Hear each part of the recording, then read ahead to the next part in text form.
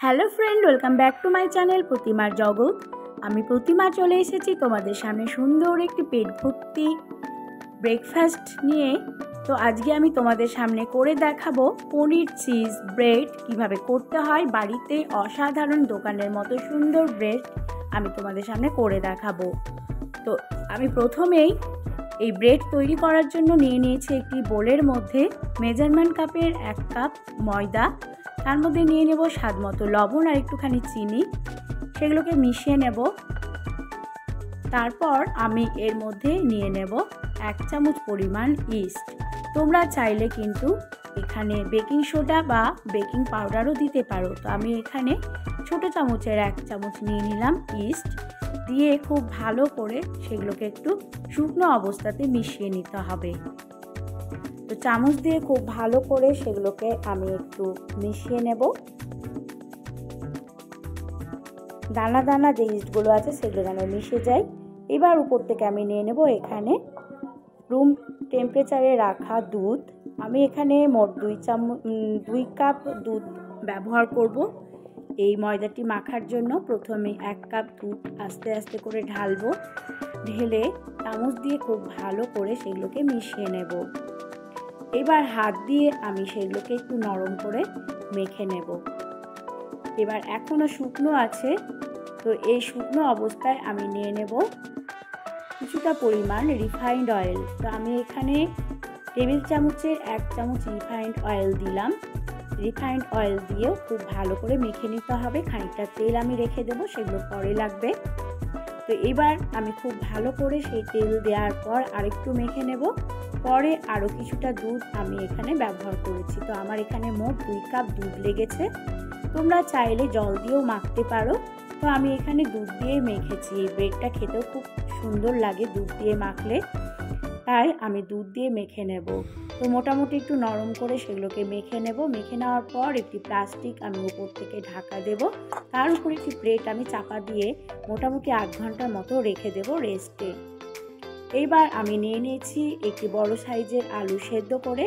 সেগুলো স্ট্যাপিংয়ের জন্য আমার কাজে লাগবে, তাই আমি সেগুলোকে একটি কাঁটা চামচের সাহায্যে খুব ভালো করে স্মুথ করে সেগুলোকে একটু মেখে নেব।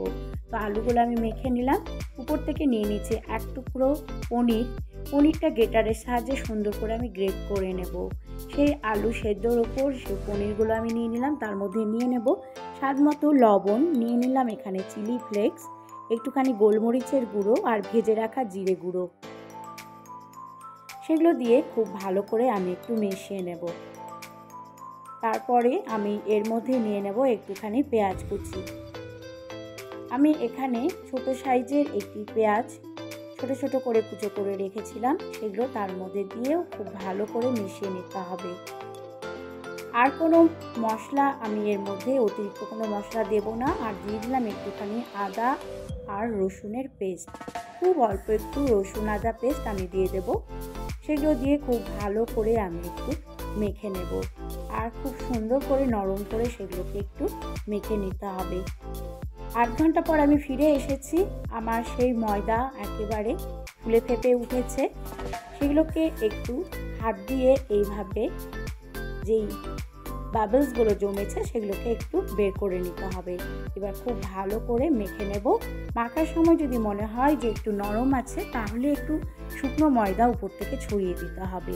তো আমি সামান্য একটু ময়দা উপর থেকে ছড়িয়ে দিয়ে সেই ময়দাটা ভালো করে এবার মেখে একটু নরম করে নেব। এইভাবে সুন্দর করে একটু মেখে নিলাম। হাতে একটু তেল লাগিয়ে নিয়েছি।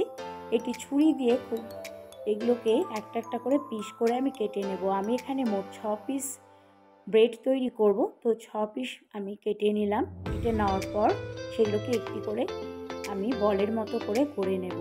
এবার বেলে নেওয়ার পালা। তো আমি এখানে লুচির মতো গোল গোল করে বেলবো না। আমি একটু প্রথমে গোল করে বেলে নেওয়ার পর একটু হালকা করে ডিম্বাকৃতির মতো করে বেলে নেব। এবার যে স্ট্যাপিংটি আমি তৈরি করে রেখেছিলাম সেটিকে আমি একটি কাঁটা চামচের সাহায্যে এইভাবে লম্বা করে বসিয়ে দেব। তার উপর আমি নিয়ে নেব এখানে একটুখানি চিজ। এবার রোল করে নেব। রোল করে নেওয়ার পর বাকি যে অংশটি আছে সেগুলো ছুরি দিয়ে একটু লম্বা লম্বা করে আমি একটু ফালি ফালি করে কেটে নেব একটি ডিজাইন তৈরি করার জন্য। এইভাবে আমি সুন্দরভাবে একটি ডিজাইন তৈরি করে নিলাম। তো দেখতেই পাচ্ছ এই ব্রেডটি আমার গড়া হয়ে গেছে। এইভাবে প্রত্যেকটা আমি গড়ে নেব। আবারও একটা করে দেখাচ্ছি।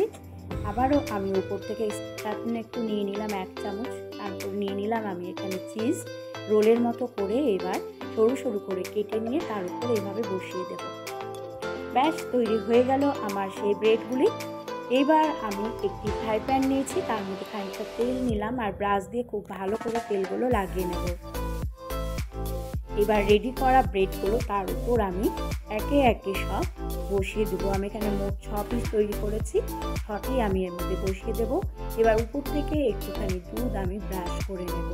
তো দুধ দিয়ে ব্রাশ করে নিলে ব্রেডের কালারটাও সুন্দর হয়, তাছাড়া সেগুলো একটু নরমও হয়। তো উপর থেকে আমি দিয়ে দিলাম সেগুলো। এবার আমি একটি চাটু বসিয়েছি, চাটুর মধ্যে আমি নিয়ে নিলাম এখানে লবণ।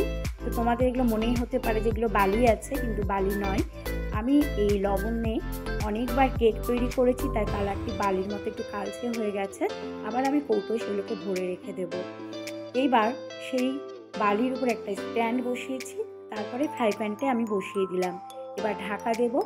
ঢাকা দেওয়ার পর যে ফুটো অংশটা আছে সেটা একটু কাগজ দিয়ে আমি সেই মুখটা আমি বন্ধ করে দিলাম।